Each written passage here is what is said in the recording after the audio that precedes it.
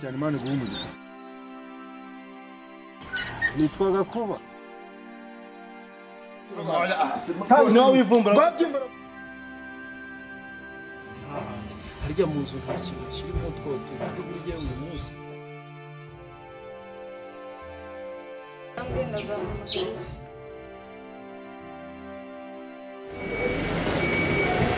ndashaka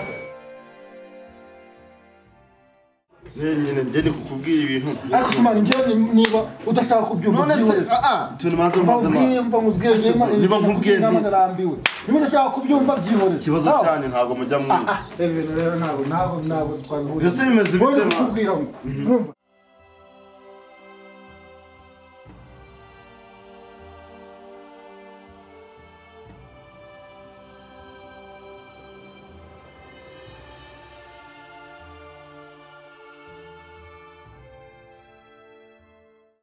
Hello boss. Bite shakata. Nagushatse shaka kugutuma mu mujyi ndakubura. Ubundi wari wagesha. Nasanze wanshatse kuri telefoni. Ariko nari ndimo ndashaka icyo kurya hano kwa Kimaranzara. Wagiye se ushyiraho telefoni sha ubu ngubu ntiwahombye amafaranga menshi. Ariko ubundi iterambere ryanyu muzarigeraho ryari sha. Boss, wa muntu namubonye. Ndashaka ko ya misiyo wampaye uyu munsi tuyishiraho akadomo.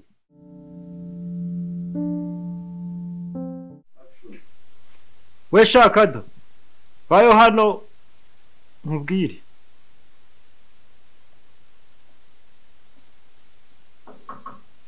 Bayo ngwino. Makuru se kada. Makuru ni meza boss. Sha itara ryanjye ryapfuye. Nashakaga ko unyaruka kajya ku muhanda ukanzanira itara sha ryapfuye urabona ko ari mu kizima hatabona.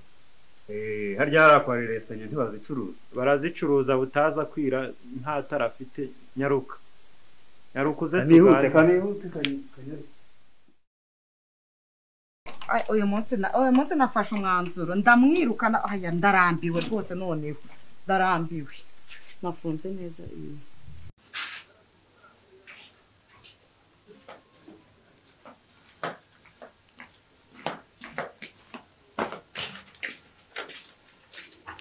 Jackson nafashe umwanzuro noneho nta kintu uri buze mbwira nagutumye kujya kungura mitiyo ntayo wanyoherereje nakubwiye gufura imyenda ntayo wafuze n'ibiryo wanyikinyeho watetse ntabyanzaniye fata imyenda yawe ariko ibiryo byanyu nta bisobanuro ngeneye Mabusha none se niko nafunze ntabwo uri bwinjire Mabusha ibintu biri serious uranyirukanye ta bishoboka nta bisobanuro cyangwa Mabusha ko nakubahaga kwe ntako ntagiraga nta kintu ntakoze Mabusha kwambabariye ko ibyo bararyo byakoze Mabusha urabona nderekeza he twinginze mbabarira subira iwanyu jya guhinga nyine inamurengera ngiye guteka byihorere no gutanze umva nyine umva se yes umva nyine avuze n'umukubwira yes anyino asubu nicyo bamumagariye bana imana umuntu bakubwira ibintu mu byumva bitera njye niba ubundi bamumagariye ninaguhamagaye nyine kungira inama nese kungira inama no kubwira bitari byo ako niba ndi kukugira inama ntubyumve ubundi suma simbyumva se simbyumva nawe wivumbura babyimbara baro zanjye tubura desa zo kwishura umuntu sawa ubwo uzabage wifashe uzahamagara arebe sawa nyine sawa sha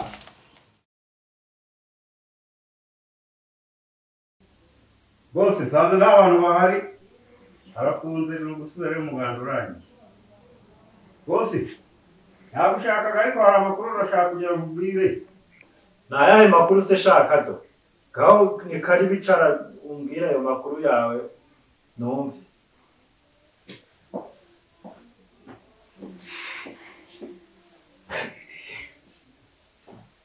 Ayahe makuru ushaka do ushaka kumbwira. Ariko rero bose maze imyaka myinshi gukorera bizi ko dukorana neza mbigize neza. Ariko hari amakuru nagiye numva hano hanze abantu bavuga. Ayahe makuru se shaka do ko nawe ubwo bujajwa bwawe amakuru koko uri kuvuga naya. Numvise bavuga ko ushobora kubutinya abakobwa. ibyo se n'indabikubwiye Kadogo kubwo yari amatiku y'abaturage nawe ugiye kuba koko nk'abandi arega njye nirirwa kuri teri nkirirwana n'abaturage umunsi ku munsi Kadogo ubwo se ni bande babivuga ibyo se babivuga bakomeje kuki ko njye mba nibereye muri business zanjye ntabwo ibyo nanabibonera umwanya rwose by'abakobwa ariko rero bose ntabwo urabona ubu reba ufite za gitrosi hariya ufite amaduka hariya za kinkayori ntiwareba buriya bari abaturage impamvu bakuvuga ayo makuru nuko wabona ufite biriya bintu byose bakaba utaza n'umugore ese urumva atari ikibazo ni itegeko se kuzana umugore kuko abaturage bavuga ko mfite amafaranga byaba ari itegeko ntabwo ari itegeko arega nta ngombwa mu buzima reka Kadogo nanjye ibyo njyaca ku muhanda numva babivuga ariko ni amagambo y'abantu ntabwo ari ukubura umukobwa ariko sindabitegura ni business iba yantwaye njye mba nishakira amafaranga mbara bose reka nkubwire siko n'umupagasi wawe mwiza umukobwa nzumva ariko kunuganuka akuvuga ayo makuru ahubwo nzamukurangira ariko se gakuba koko ubwo umukobwa wandangira koko ni mukobwa ki byonyine nabo muvugana ntabwo ndi ku rwego rumwe nabo aho umukobwa wandangira ni mukobwa ki gakuba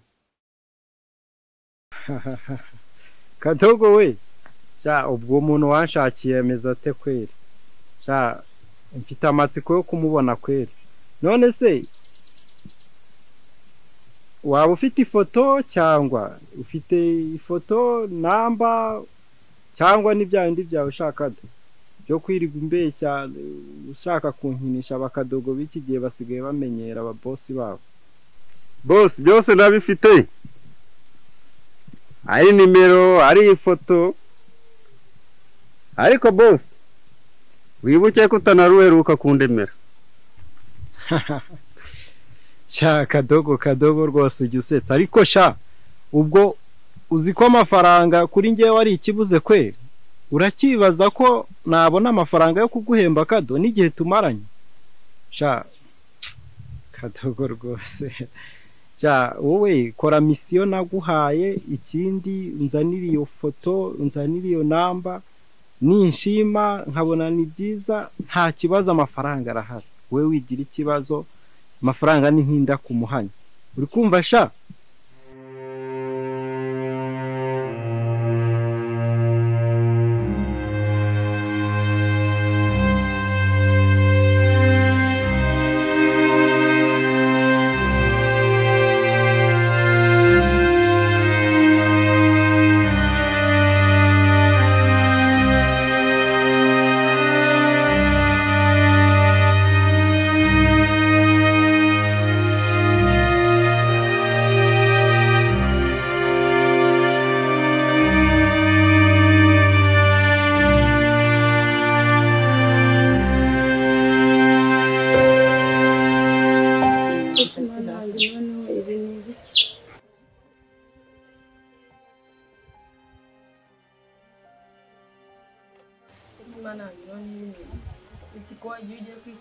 ukavuga bifite uwo mupira wagiye wambaye ntawe n'isaha ntawe byari kugendekera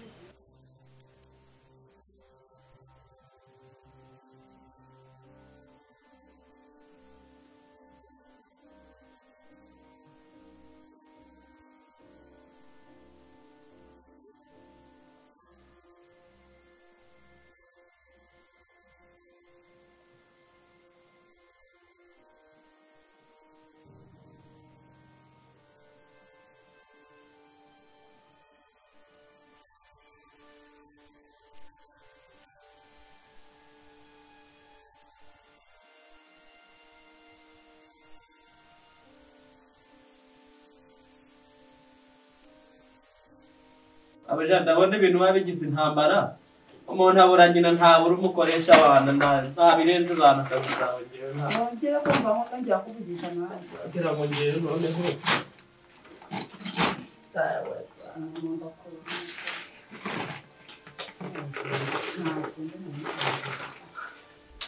mabuja we bayi uzagira ibihe byiza genda wagiporoporo uzagira ibihe byiza rwose ntabwo uzabona umukozi nkanjye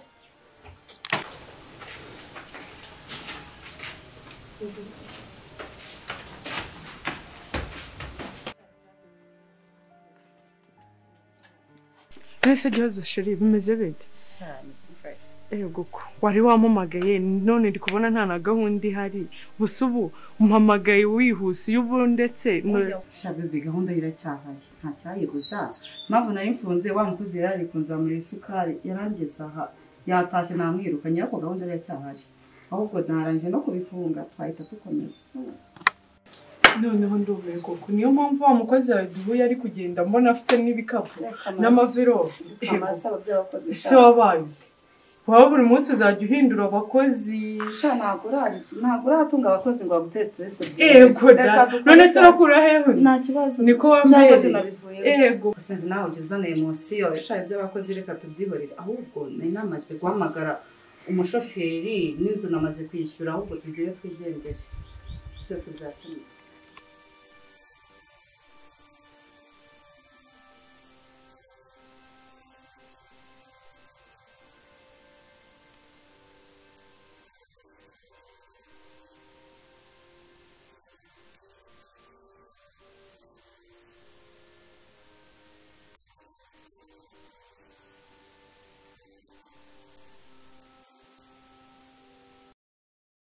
ariko sha umenga sheri ushoboye gutendeka kabisa byananiye wowe urabishoboye pe sha nariga ntabwo uba uzirizera n'izarumba nawe turacyari ko nta kibazo hari ikibazo se